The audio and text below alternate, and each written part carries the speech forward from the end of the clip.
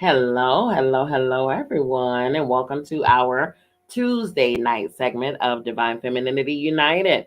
I'm your girl, Dr. Bianca Mz Bee Lee, and we are here to read another chapter. We are entering part two of the book. There are three parts of this book, but we're entering into part two of The Power of Intention, written by Dr. Wayne W. Dyer. This book has been, is, and shall always be amazing. Oh my goodness, you all. If you've been joining us on this journey in our reading, our collective reading, then you know.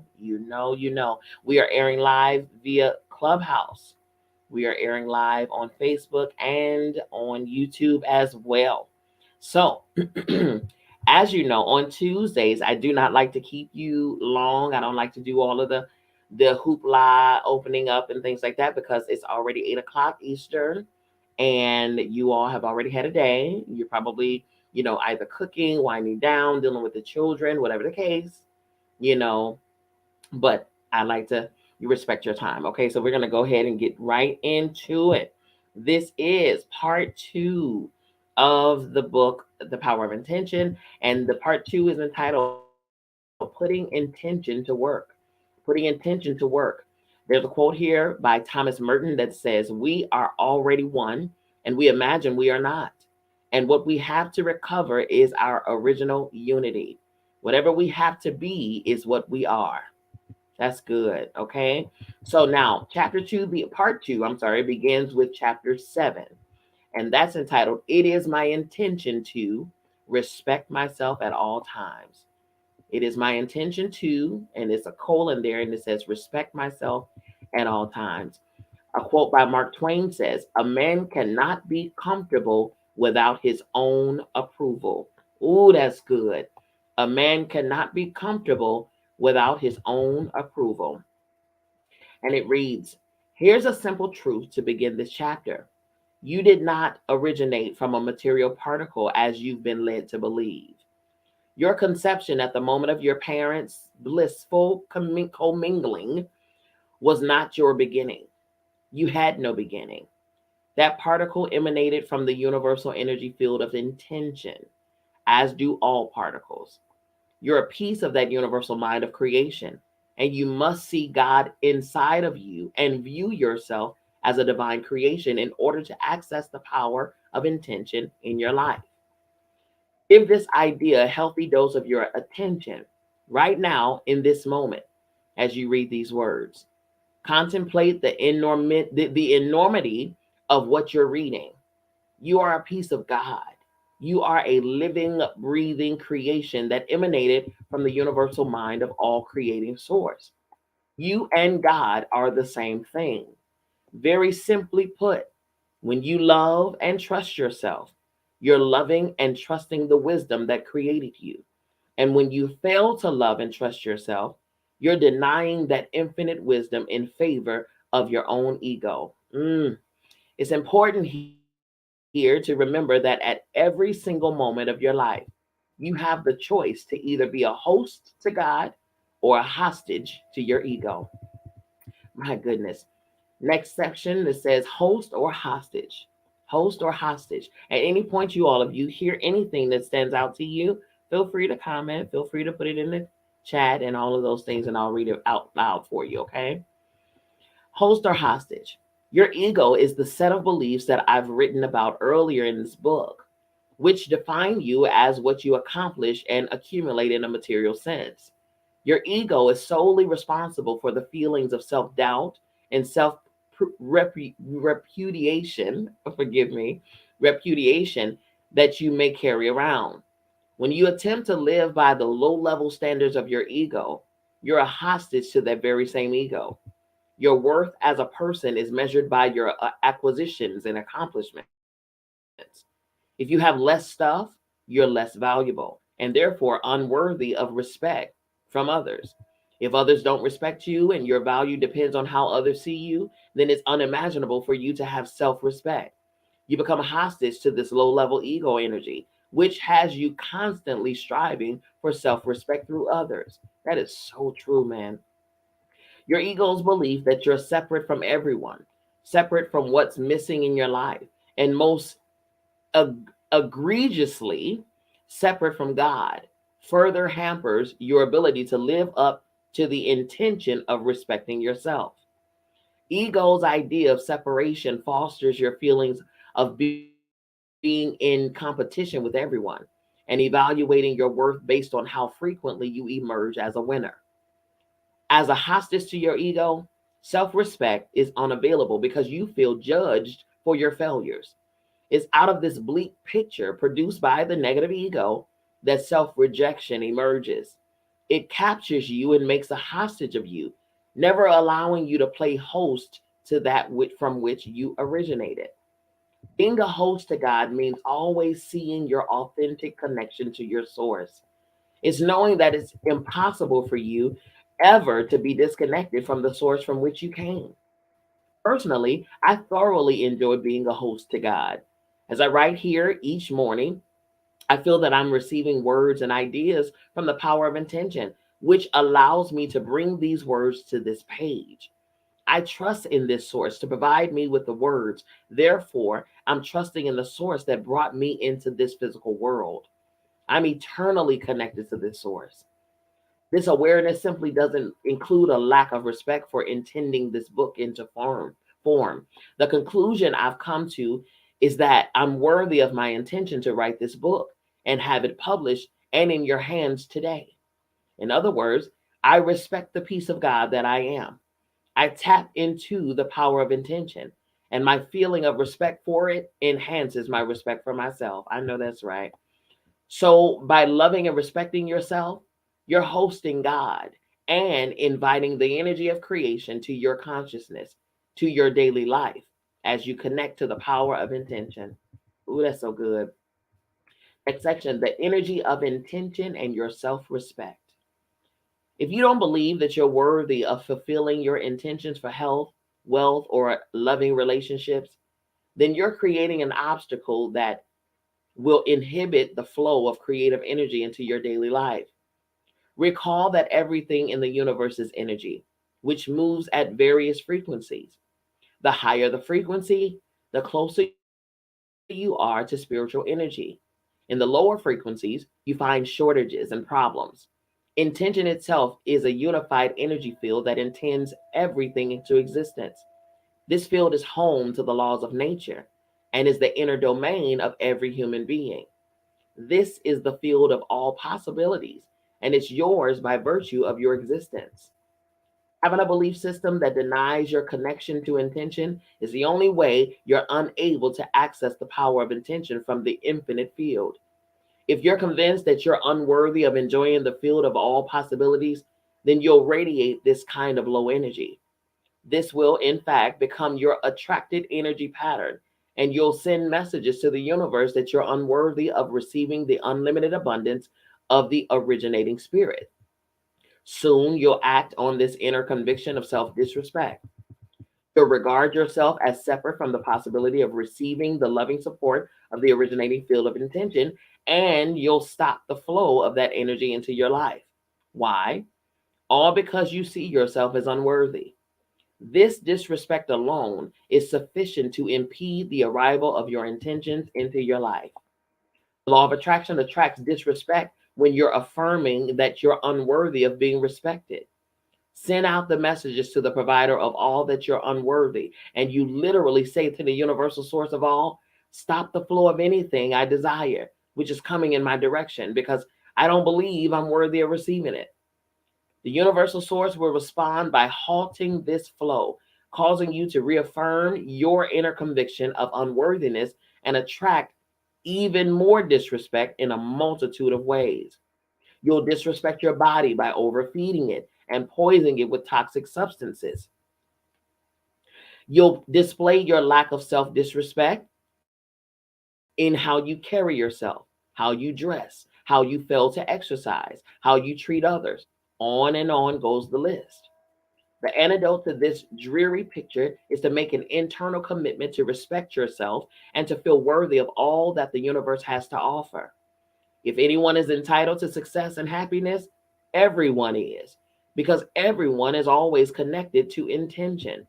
Simply put, Disrespecting yourself is not only disrespecting one of God's greatest creations, it's disrespecting God. When you disrespect your source, you say no to it and you turn away from the power of intention. This stops the flow of energy that allows you to put your individual unbending intent into practice. All of the positive thinking in the world will do you absolutely no good if those thoughts don't emanate from respect for your connection to intention. The source of your thoughts must be celebrated and loved.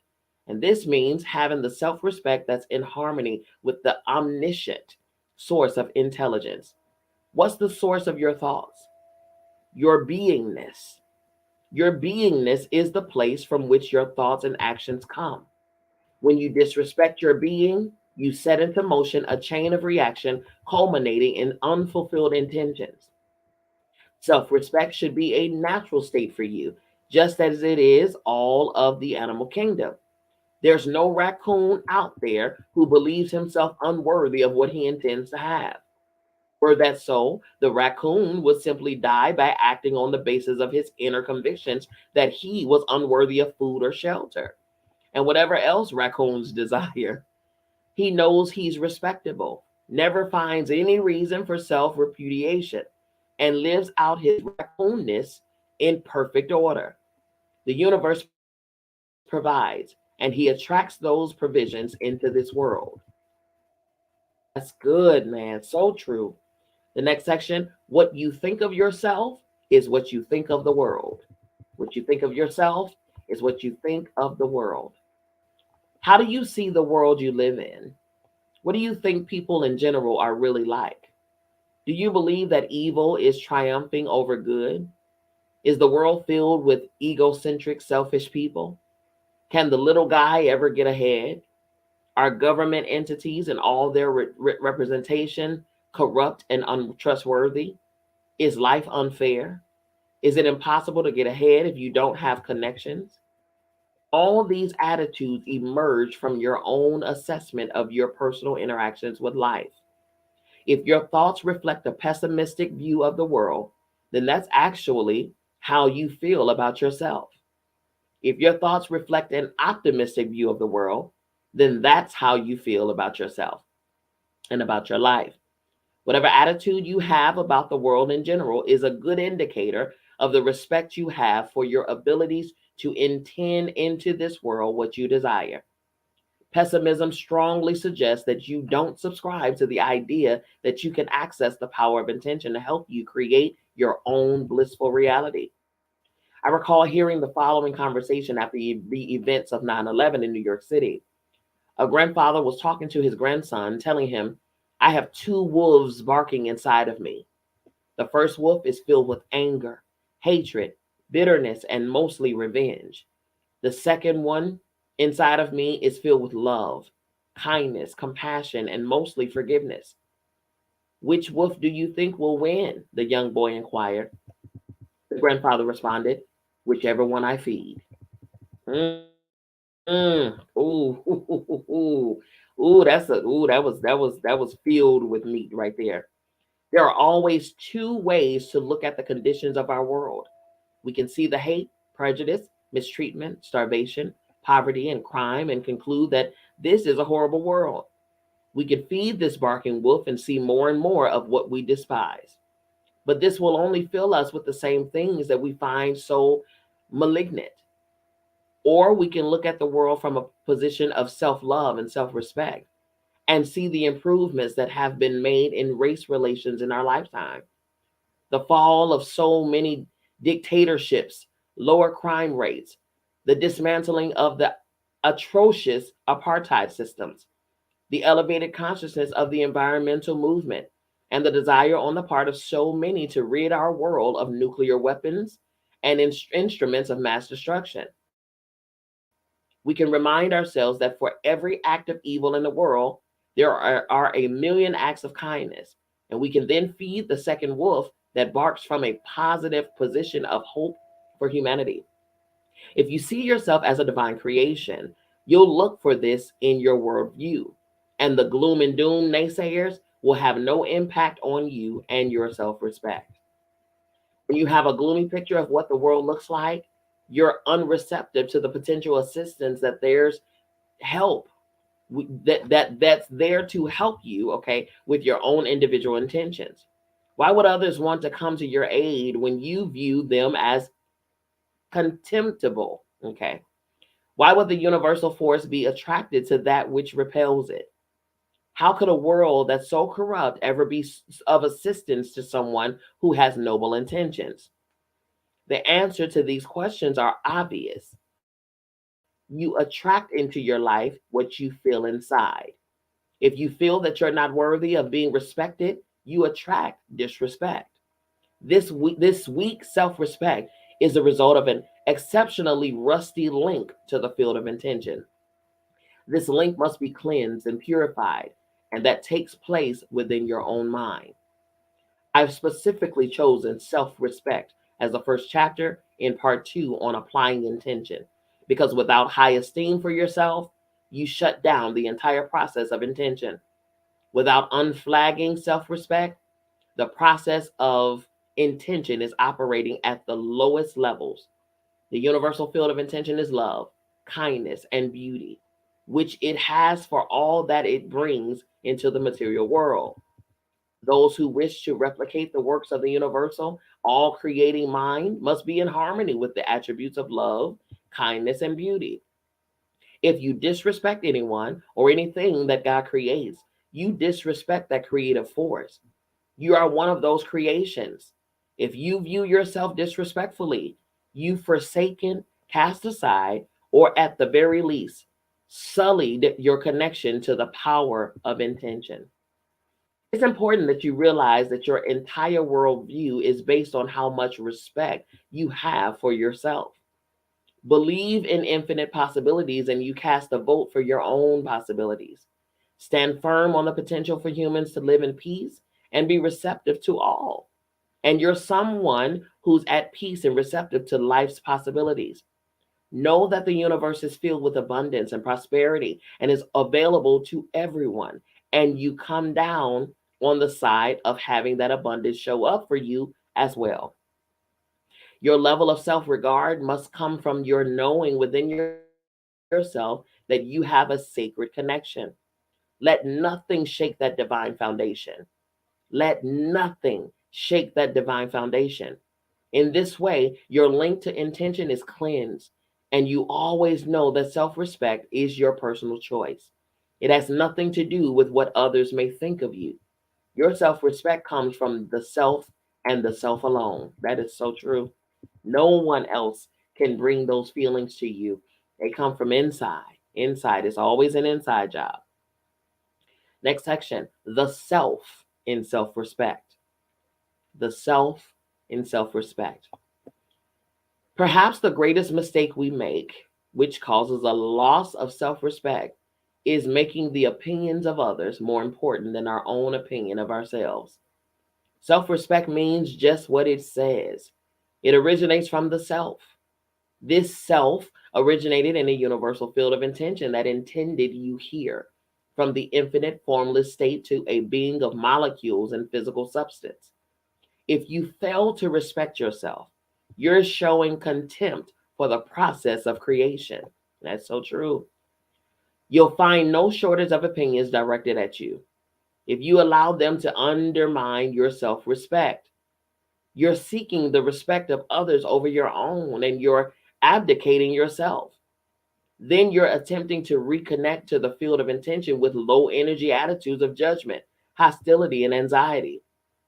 You'll cycle into low energy vibrations that will simply force you to attract more and more of these lower energies into your life.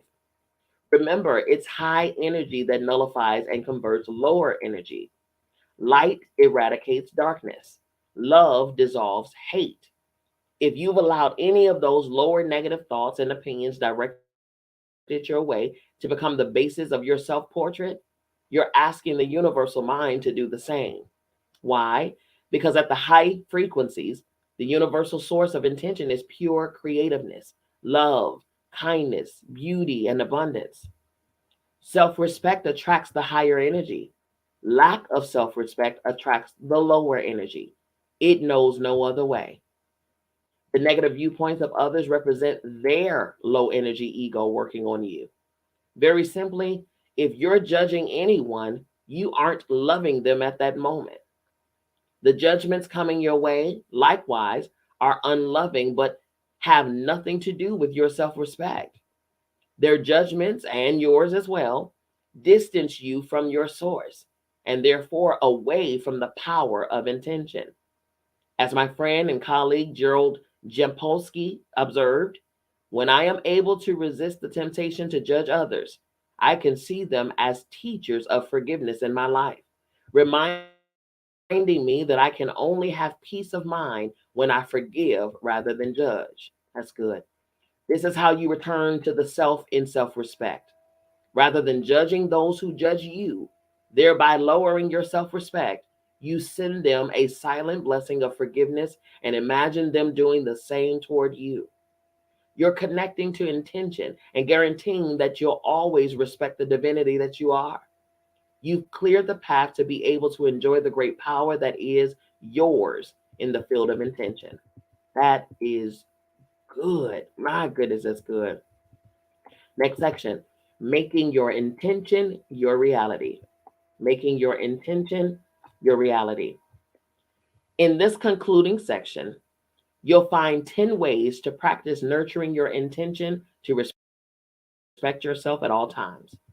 Step 1, look into a mirror, make eye connection with yourself, and say, I love me, as many times as possible during your day. I love me.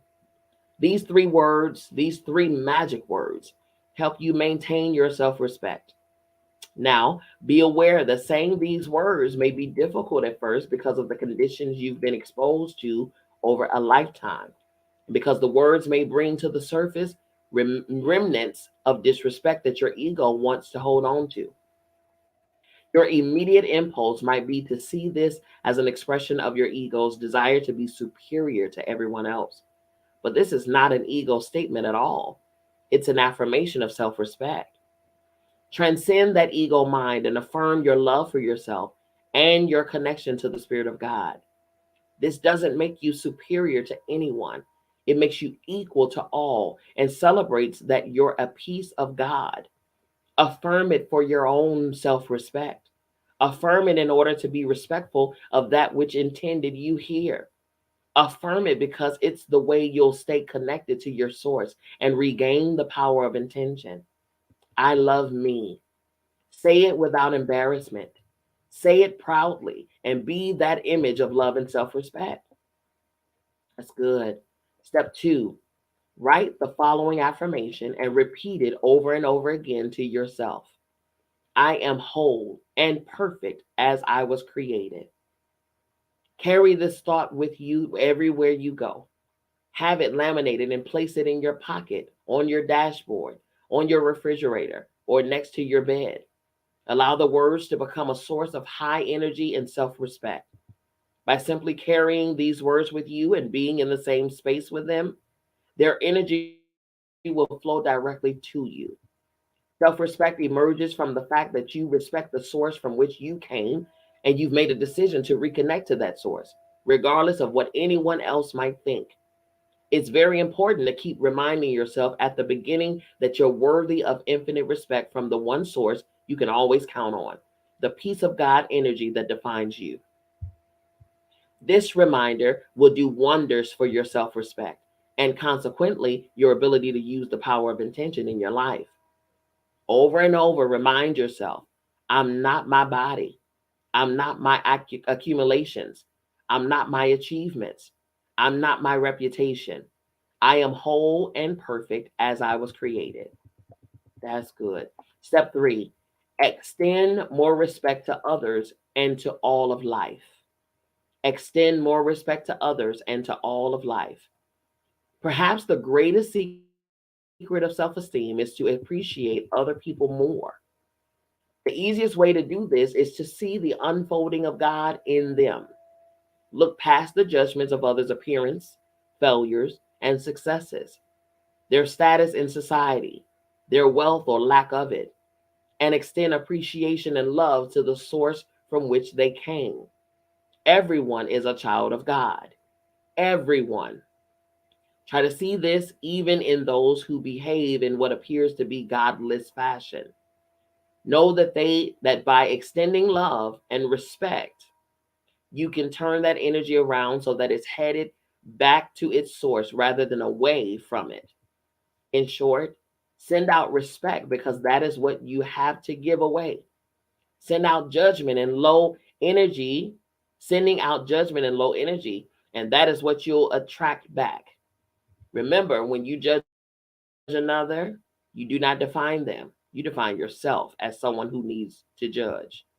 The same applies to judgments directed at you. That's so true. Step 4, affirm to yourself and all others that you meet, I belong. Affirm to yourself and all others that you meet, I belong. A sense of belonging is one of the highest attributes on Abraham Maslow's pyramid of self actualization, which I discussed at the beginning of the next chapter. Feeling that you don't belong or you're in the wrong place can be due to a lack of self respect. Respect yourself and your divinity by knowing that everyone belongs. This should never come into question.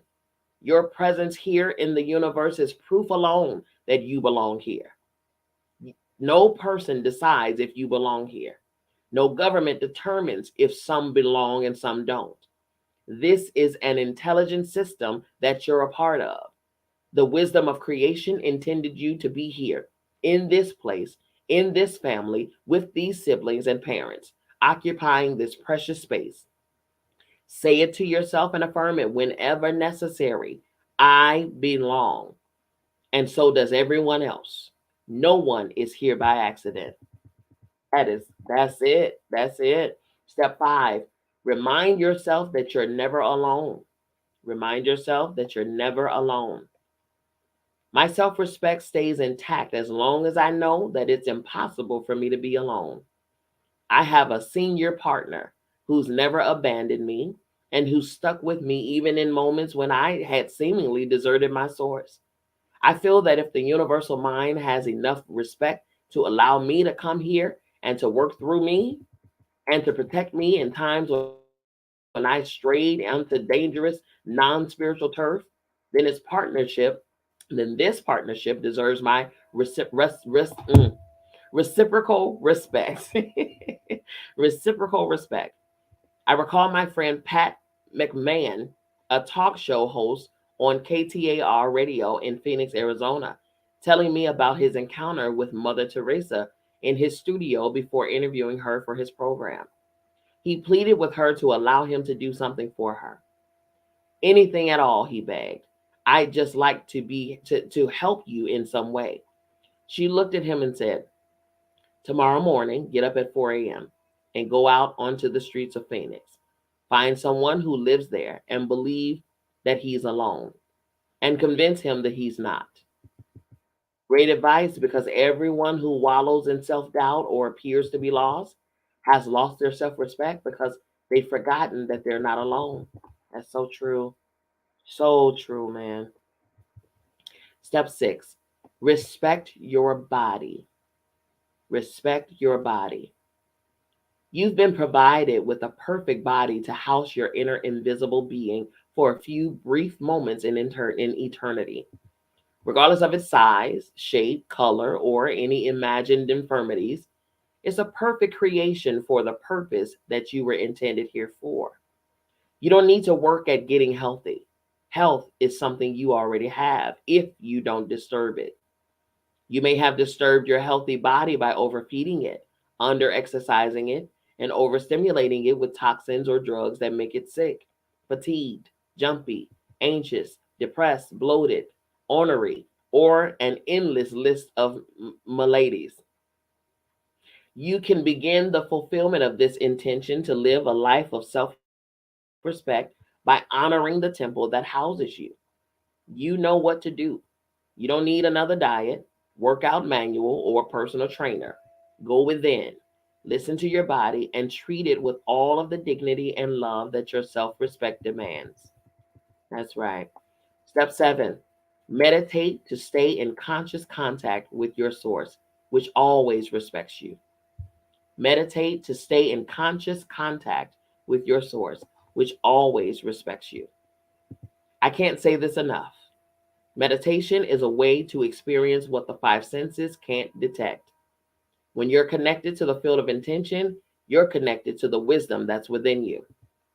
That divine wisdom has great respect for you and it cherishes you while you're here. Meditation is a way to ensure that you stay in a state of self respect, regardless of all that goes on around you.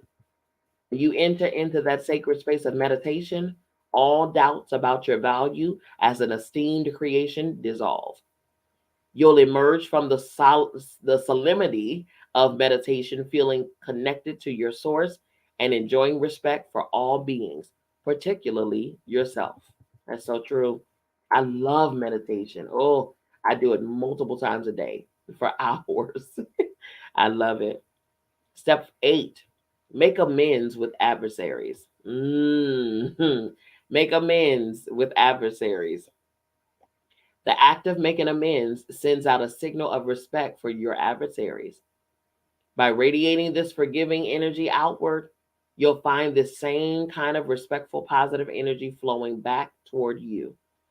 By being big enough to make amends and replace the energy of anger, bitterness, and tension with kindness, even if you still insist that you're right, you'll respect yourself much more than prior to your act of forgiveness.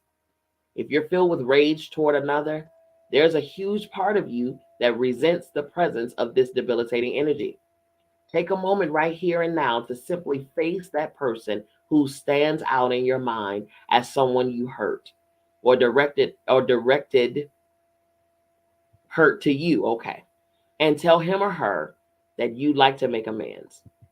You'll notice how much better you feel. That good feeling of having cleared the air is self-respect. It takes much more courage, strength of character, and inner conviction to make amends than it does to hang on to the lower energy feelings. That's so true. What's crazy is, as I was reading that, one person, one person came blaring in my head, and I did not stop seeing this person's face at all. At the first time when I began reading that last piece right there, that person's face came up immediately. So clearly this is the person that I see. This is why you got to listen. This is why you got to listen. I'm telling you. I'm telling you. Hello, hello, hello, hello, hello. Listen, I'm telling you, look, Mystic says, oh my goodness, that's exceptionally courageous, Lord. Listen. Okay.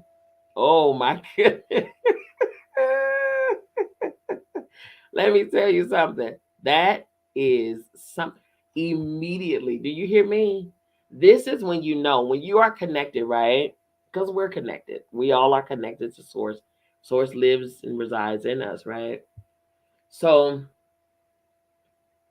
every level, I don't care how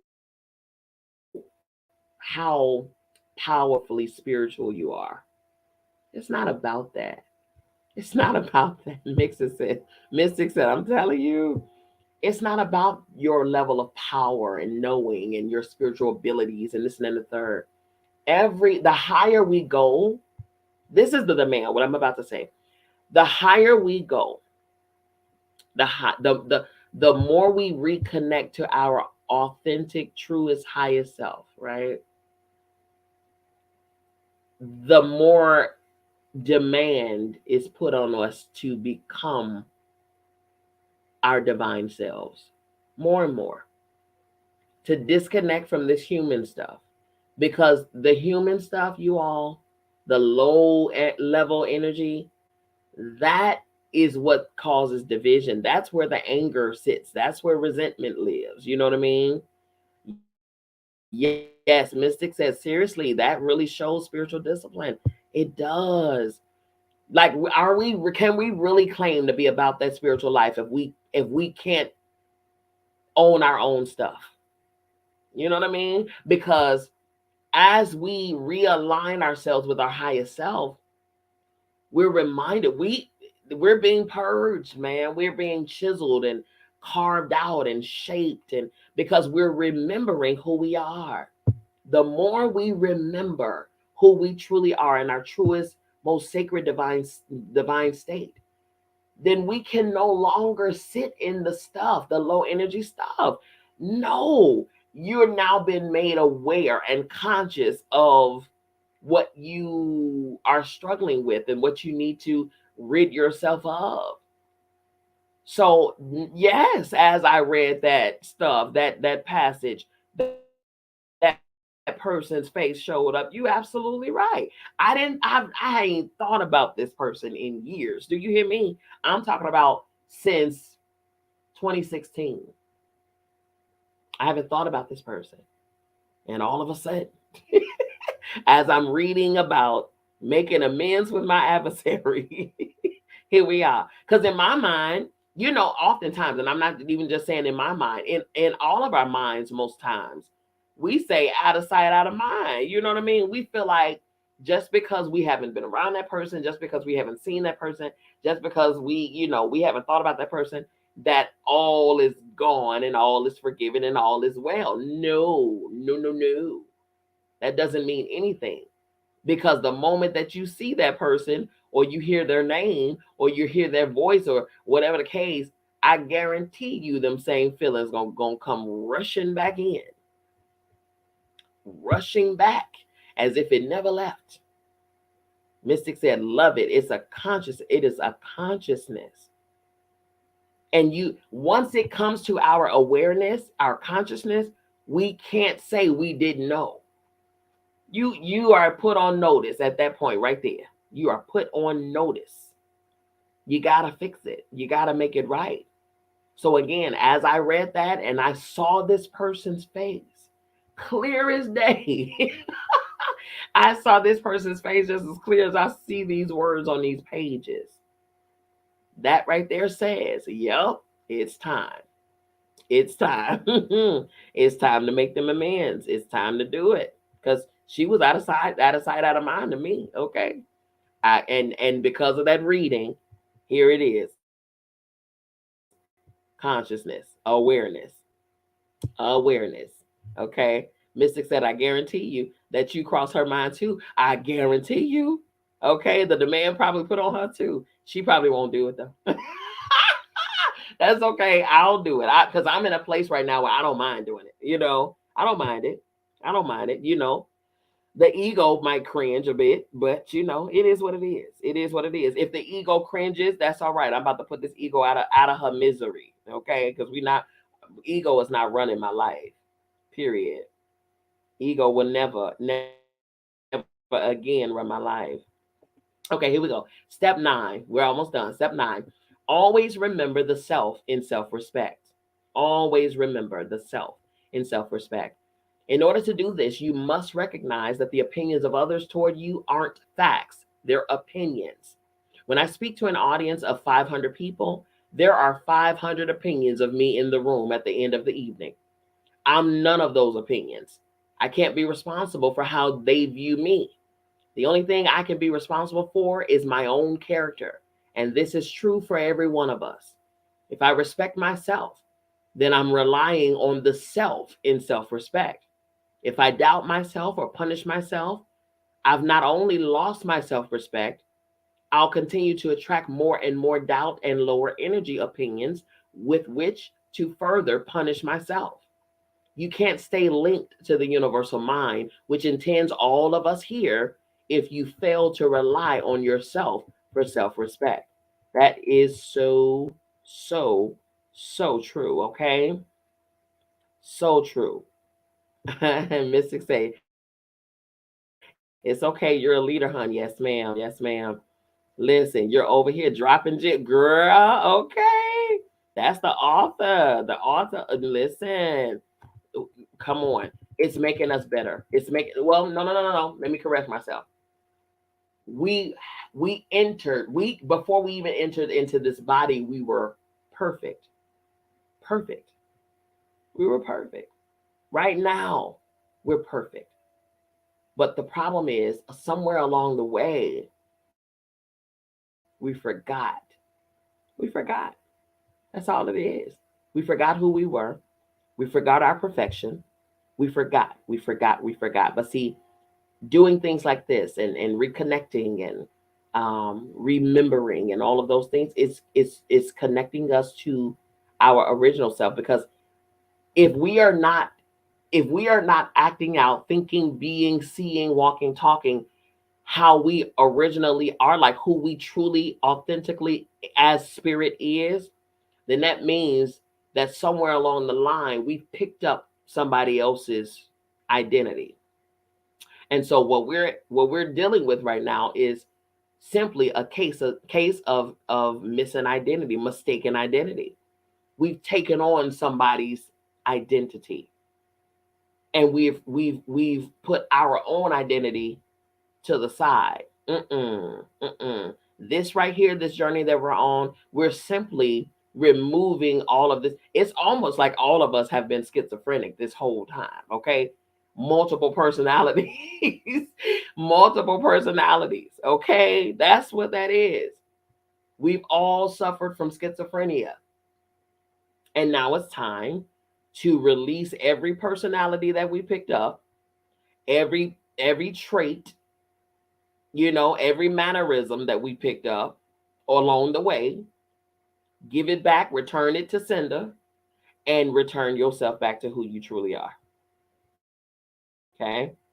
Step 10, be in a state of gratitude. You'll discover that gratitude is the final step in each succeeding chapter. Be an appreciator rather than a depreciator of everything that shows up in your life. When you're saying thank you, God, for everything, and when you're expressing gratitude for your life and all that you see and experience, you're respecting creation. This respect is within you, and you can only give away what you have inside. Being in a state of gratitude is the exact same thing as being in a state of respect. Respect yourself, which you give away freely and which will return to you tenfold. I close this chapter with the words of Jesus of Nazareth, speaking through his apostle St. Matthew in Matthew 5, verse 48. And it reads, be perfect, therefore, as your heavenly Father is perfect. Be perfect, therefore, as your heavenly Father is perfect. Reconnect to the perfection from which you originated. You can't have any more self-respect than that. I know that's right. Oh my goodness, y'all. Ooh, that's it right there. That's it right there. Okay. Mystic says, being who others want you to be for validation that we don't need. Hello. Okay, because we don't need it. If you validate yourself, you good. Gratitude is isn't it everything? Isn't it everything? Oh my goodness. Even as a parent, if you do things for your children, right? And they say, oh, thank you. Oh my goodness, thank you so much. I'm so appreciative. Thank you. Thank you. Oh, you're such a great mom. You're such a phenomenal dad. Thank you so much. Oh my goodness, I thank you. This is so awesome. I thank you. I appreciate you. Every time you're gonna want to give them more and more and more so you can hear those words every time, right? It feels good. You feel good for giving it to them. They feel good and then you feel good watching them respond and react. They feel good because they have this thing, and then they feel good because you are the parent that gave it to them, and now that they're so grateful for you. And if when your children show you that level of gratitude, it makes you want to keep pouring things into them, but without them even asking, because you know that they will wholeheartedly appreciate it. But now imagine this from the other direction. If you do something for your child and they ain't so much as cracked their lip to say thank you, cat, dog, nothing. They just grab it, walk away, acting entitled, privileged, okay? About time. Or you get it to them and they say, this color, Why you get this color? I said I wanted. Let me tell you something. Not only, let me tell you how I am as a parent.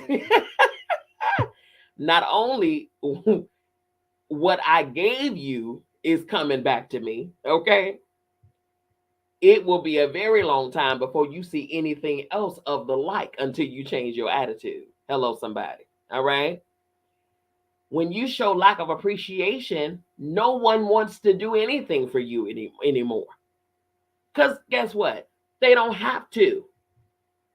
They don't have to. Mystic said, let me cut this up louder so the children in the bike can hear it. Okay. Listen. Okay. Because look, let's be clear. Come on now. Let's be clear. As a parent, my only job is to make sure you got shelter, food, water. That's it. Okay, shelter, food, water, and maybe a pair of pants and some drawers. Maybe. Okay, maybe. Outside of that, that's luxury. I don't have to do that for you. It is not a requirement for your safety. Okay, it's not a requirement for your provision. As a parent, we can do the bare minimum, and that'll be just fine, and that'll keep us out of jail. Okay. But because we love you immensely, because we would do anything for you, because you are seed of my seed, you are loin of my loin, you are flesh of my flesh, it is my honor to pour and to give you the things that you want and love and need. But if I do go above and beyond what I'm supposed to do, and blessing you and loving on you and thinking about you and considering you and all of the things, and you look me in my face and don't show any type of thanks and gratitude, oh baby, water, shelter, pair of pants and some drawers is what you're gonna get. Okay, until you change your attitude, until you learn gratitude. That is the same way that God, the universe, the I am, the Almighty, the source, creator, that's the same way that it operates. The more you show gratitude, the more all of the entities of creation pours out on you. I'm talking about pour, like you standing under the Niagara Falls. Pour, non-stop pouring, because there's no limit in spirit. It's infinite love, infinite abundance, infinite health, infinite this, infinite that, infinite peace, infinite happiness, infinite, infinite, infinite, infinite, infinite. So you talking about gratitude being shown to an entity that never runs out? You might want to stay on your P's and Q's in the realm of gratitude, okay? You might want to. So that your well never runs dry. Never runs dry. Show gratitude, and I'm telling you, the universe, God, source, the Almighty, the I am, would be happy, joyous. Oh my goodness, to pour out the blessings, because it wants to see you smile, want to see you happy, want to see you win. Okay, that's what it is. Learn that gratitude. Get it deep down in you. Seriously, that last chapter was so good. Those steps were amazing. Those steps were amazing. They help. All 10 of those steps are perfect for connecting with self-respect for self. Okay, that's amazing. Next chapter we will be reading on Sunday. That's chapter 8, and that is entitled, "It is my intention to live my life on purpose." It's my intention to live my life on purpose. Okay. That's exciting. I'm excited to read that one. Okay. You all, as you know, I like to keep you as long as I need to, but I like to let you go because it is yet nighttime. Okay. So I'm glad. See, and that's the beauty about these chapters too, right? That's the beauty about these chapters. They They don't last that long, so we can hit it and quit it. Yes, ma'am. This is awesome. Missy said, "This is awesome, sister. Thank you." And she says, "I love you. I love you more." Okay. I love you more. Alrighty, you all listen. You already know if you want the book, then reach out for me. Reach out to me. Send me an inbox, email, whatever you need to do. Whether you're listening on Clubhouse, Facebook, Instagram, whatever, YouTube, send me a message so that I can get the book over to you. Okay. If you want to email me at info@biancamzbeelee.com. Visit my website, you all. If you want to see some services, you want to take advantage of some services that I offer, you want to get some merchandise or whatever the case, you want to take a course, a workshop, or you want to reach out to me or just see what I'm about, you can go to the website. It's right there on all platforms that we're airing on right now. You can find it either in the bio, you can find it somewhere around this screen. Okay. Also, follow me on social media, Instagram, Facebook, and YouTube. All Dr. Bianca Mz Bee Lee. Okay. Alrighty, you all listen. You already know what it is. Okay. I love you. I mean it. You have a wonderful night too, sis. I love you. I mean it. There's absolutely, positively nothing you can do about it. Don't you even try it. We will see you back here on Sunday, 5 p.m. Eastern Standard Time, right here at Divine Femininity United. I'll see you then. Have a good night. Peace.